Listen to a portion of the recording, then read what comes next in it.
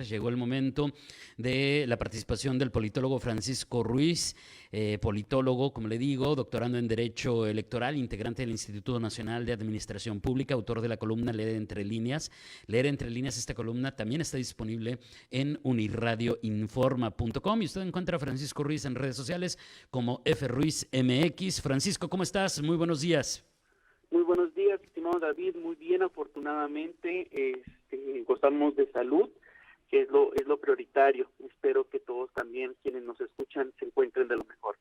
Gracias, gracias. Así lo espero yo también, que todos quienes nos acompañan en todas estas mañanas de martes pues tengan todo bien, sobre todo su salud. Como dices, Francisco, oye, pues uy, qué miedo, mira cómo estoy temblando. Digo, sí nos puede dar risa un poco esto que acabo de decir, que además es el título de tu participación del día de hoy, Francisco, pero digamos que la razón de esto, no tanto. Efectivamente, David. Mira, la semana pasada estaba yo comentando con algunos de mis alumnos la importancia de tomar decisiones, con ciertas decisiones, por supuesto, no todas, con una mentalidad objetiva, con incluso arrastrando lápiz sobre papel, con el objetivo de que estas decisiones, si no resultan las más benéficas, sí sean las menos perjudiciales. Y bueno, sabemos que existen algunas decisiones tan simples que la verdad ni siquiera le prestamos importancia, y hay otras, en cambio, que son tan complejas que se nos puede ir la vida en ello, ¿no? Y este tipo de decisiones son a las que se enfrenta un presidente. Si el presidente tiene ganas de comer tamales de chipilín o ir a practicar béisbol, pues es una decisión muy particular en la cual decide tomar parte de su tiempo.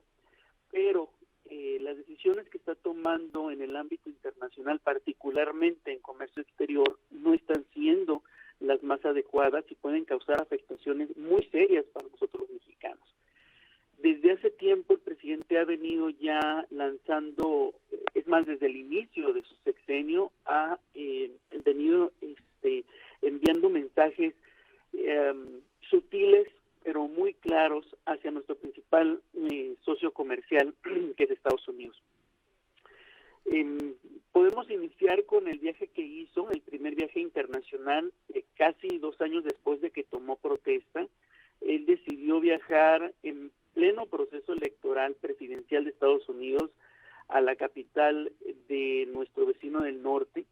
Decidió ir a halagar a el entonces presidente Donald Trump, que a su vez era el candidato republicano, y cuando vino la elección meses después, en noviembre, optó por no ser de los primeros en felicitarlo, al contrario, ser de los últimos, porque de acuerdo con él todavía no estaban las cosas claras, todavía no se cerraba el proceso, aunque virtualmente no había manera de revertir, como lo vimos después y como hoy podemos atestiguar el gobierno del presidente Biden, ya era un hecho, ¿no?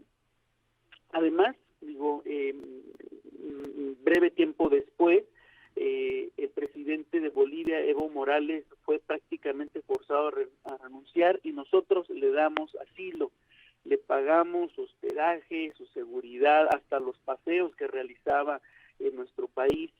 Y no conforme con ello, el año pasado, el 16 de septiembre, una fecha que es muy importante para los mexicanos, el presidente López Obrador decide encabezar el desfile militar, el tradicional desfile, junto con el presidente cubano Miguel Díaz-Canel. Y lo que pide en su discurso es precisamente aquello contra lo que ha estado luchando en la no intervención. ¿Y qué solicita? Bueno, el presidente López Obrador se autonombra el defensor, el abogado de oficio de Cuba, y le pide a Estados Unidos que levante el embargo. Eso a todas luces es intervencionismo. ¿Por qué? Porque está participando en un tema que no es de su competencia, y si nosotros como país deseamos que se mantengan al margen, de igual manera debemos de respetarlo. Para no hacer la lista tan larga, hay que recordar cómo el presidente hace algunas semanas desdeñó la invitación a la Cumbre de las Américas, donde se reunieron la mayor parte de los jefes de Estado del continente para tomar decisiones muy importantes en materia económica, en materia migratoria, en materia política. Sin embargo, él decidió, número uno, amenazar, ¿sí?, amedrentar, diciendo que si no invitaban a todos, él no iba a ir, y lo cumplió. Desdeña esta invitación por no haber incluido a países como Venezuela, Nicaragua y Cuba, con quienes se solidarizó. Es importante tener presente este tipo de acciones porque van llenando el vaso gota a gota, no son las señales que debemos de mandar. Aunque se tratara de un país en el fin del mundo, si esta representa una de nuestras principales fuentes de ingreso, debemos de tomar decisiones objetivas y con base en el bienestar de la sociedad. En la época de la pandemia cerró la frontera para viajes no esenciales, mas no así para los cruces de mercancía, es decir, el intercambio comercial nunca se detuvo, y esto se debe precisamente a la gran interdependencia que existe entre ambos países. Considerar este tipo de decisiones son las más adecuadas para México debería de llevar al presidente a pensarlo más de 2 veces. Han sido reiteradas señales que ha emitido nuestro gobierno, pero son suficientes para alarmar al principal socio comercial que tiene México, y hay que prestar atención porque el golpe no va a ser para el presidente López Obrador, no va a ser para su gobierno o para su sucesor, sino para nuestro bolsillo. Y también debemos de recordar que 2 de las principales fuentes de ingreso que tiene México son las remesas y el comercio internacional, del cual el 80% es con Estados Unidos. Y estoy totalmente convencido de que existe la necesidad de ampliar nuestro mercado, de que sería increíble poder tener una relación comercial más plural, más equilibrada. Sin embargo, hoy en día eso es lo que prevalece y no se puede cambiar de un momento a otro, es más, ni siquiera de un sexenio a otro.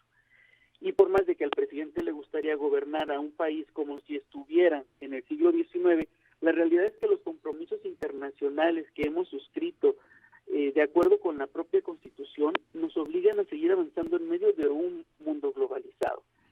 Creo que el presidente López Obrador tiene mucho que pensar, tiene que pensar en el bolsillo de los mexicanos.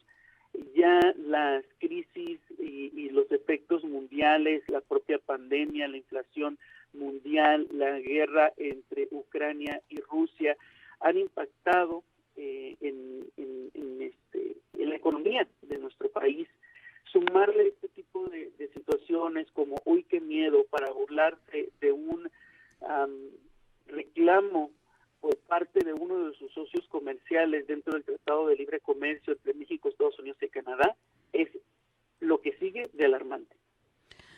Híjole, oye, y en este contexto, no puedo evitar preguntarte qué piensas de este anuncio en medio de la situación de las controversias, porque ya son varias, del TEMEC, las denuncias por las políticas energéticas de México, que dicen desde Canadá y desde Estados Unidos que están violando los principios y lo que se firmó del TEMEC, Francisco, pero desde el punto de vista de cómo verán los norteamericanos y los canadienses el hecho de que dice el presidente que les va a responder el día del desfile del 16 de septiembre. Bueno, el presidente López Obrador piensa que el mundo se detiene, insisto, pareciera que él quiere gobernar como si estuviésemos en el siglo XIX, piensa que el mundo se detiene y que va a su paso. La realidad es que existen organismos multilaterales como la Organización Mundial de Comercio, en donde tanto Canadá como Estados Unidos pueden someter precisamente esta queja. Sí existen elementos para hablar de una posible violación al texto, y la situación aquí es que no se trata únicamente del TEMEC, sino de principios constitucionales, porque el artículo 133 constitucional deja muy en claro que es ley suprema una vez que entra en vigor un tratado internacional. Además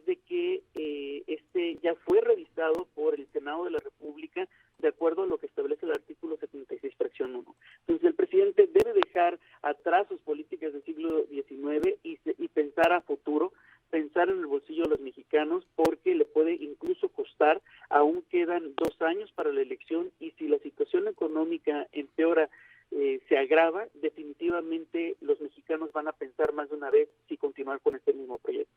Claro, y justamente es lo que te iba a comentar, pero ya lo explicaste muy bien, que al final todo esto en qué se traduce en la práctica, en la vida diaria de todos nosotros los ciudadanos, pues en afectaciones a nuestro bolsillo. Evidentemente, porque cuando dicen es que se van a generar sanciones, multas, aranceles, pues eso lo vamos a pagar, ¿qué cree? Nosotros, usted y yo. Algo así como cuando dicen, oye, pues es que vives del gobierno. No, nadie vive del gobierno. A lo mejor vivirás de nuestros impuestos, porque del gobierno nadie vive. Se vive de nuestro dinero, del de nosotros, que somos económicamente activos y pagamos todas esas imposiciones, que bueno, yo estoy de acuerdo porque finalmente es en esta orden, pero ese será motivo de otra discusión. Francisco, muchísimas gracias. Excelente martes, que tengan muy bonito día.